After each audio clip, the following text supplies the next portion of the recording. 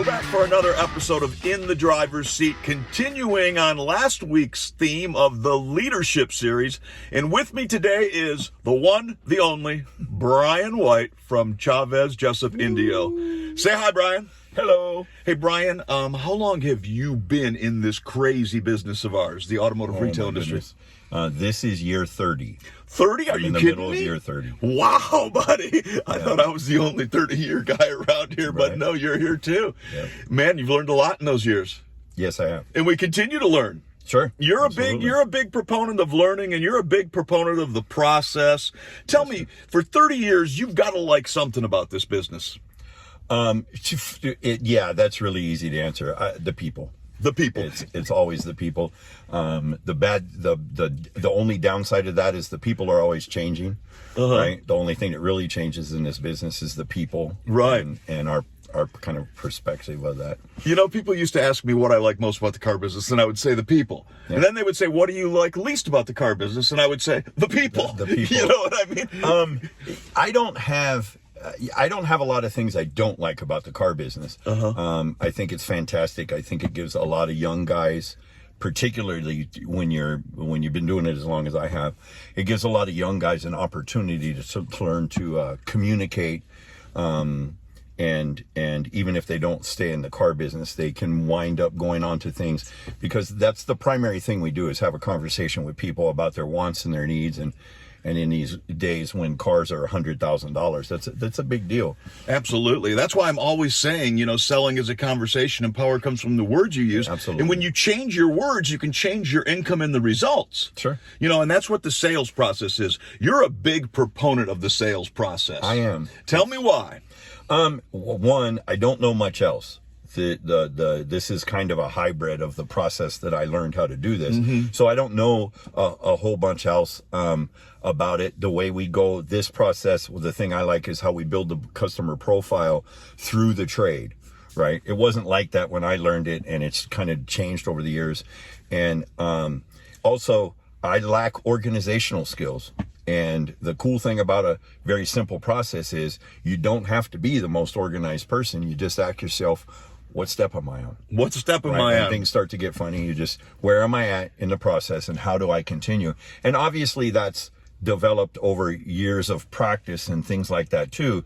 But staying in that hallway doesn't require a bunch of organizational skills. And Right. I've never been really good at being organized about stuff. So the process helps me keep my mind and my sale when I'm working a deal or helping a salesman work a deal, helps me keep it organized so that it's most effective. You know, you say you're not organized, Bryan, but you got your bleep together when you're working a car deal. You're very organized, you know, Yeah. but it's your system, right? And you know where you can go, you know, It's like the crazy desk with everything on it. But if you ask me for paper 1, 2, 3, you can go right to 1, 2, 3, and you're able to do that on a regular basis. And that's just experience, and the guys that taught me how to do this, I think in the very beginning, kind of, I guess, taught me how to do it. I guess, or in a way that where you can, again, stay in the hallway, because there's a process to desk and a deal too.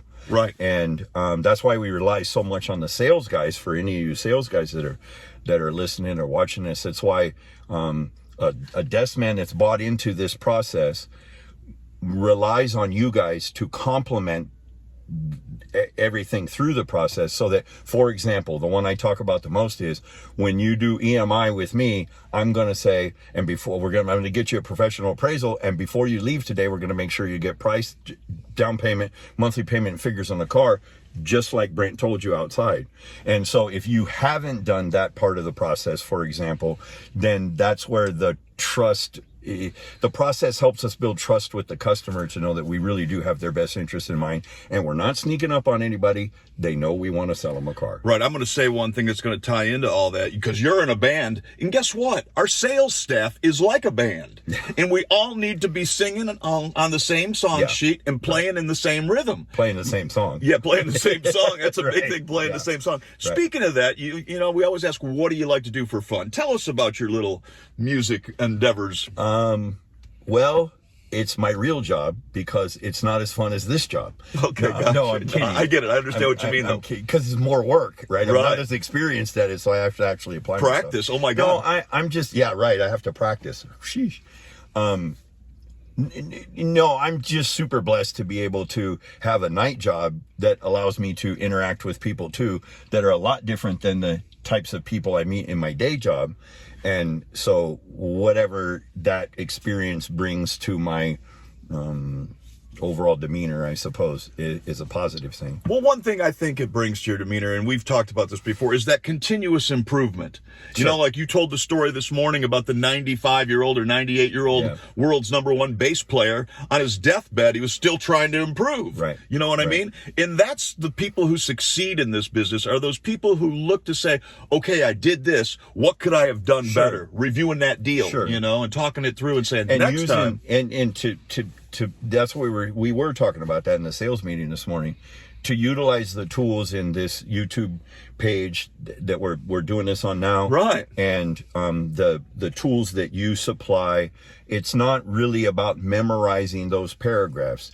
It's about understanding the idea that's trying to be conveyed, put your own personality on it, and let your personality flow through, and the customer will understand that you're being genuine. All we're doing is kind of structuring the way it's said to make sure that we're making the customer feel at ease. It's if you came and were a musician, you came and played music with me, I get to control what chords you play, but I don't care what notes you play inside those chords. Right. Or if you're applying for a job as an actor and they write the script and you have to be yourself to play out that script. Right, and that's exactly... Unless you're Robert De Niro and you get to do whatever you want. Well, you're right about that, because the people who I've seen succeed tremendously with this process understand that, and they grasp the principles of the concept, and then they bring themselves to it. Sure. I always say the #1 reason a customer buys a car is because they like their salesperson most of the time. Absolutely. And obviously, if they don't like you, then they're not buying from you. And some of the people that have embraced this process, Stephanie,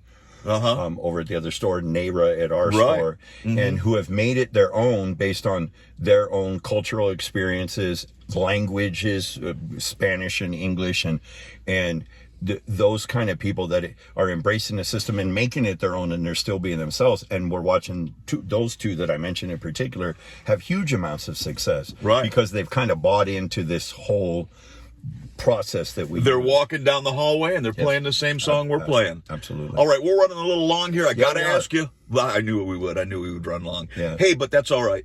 What are you driving? I think it's a Tacoma killer.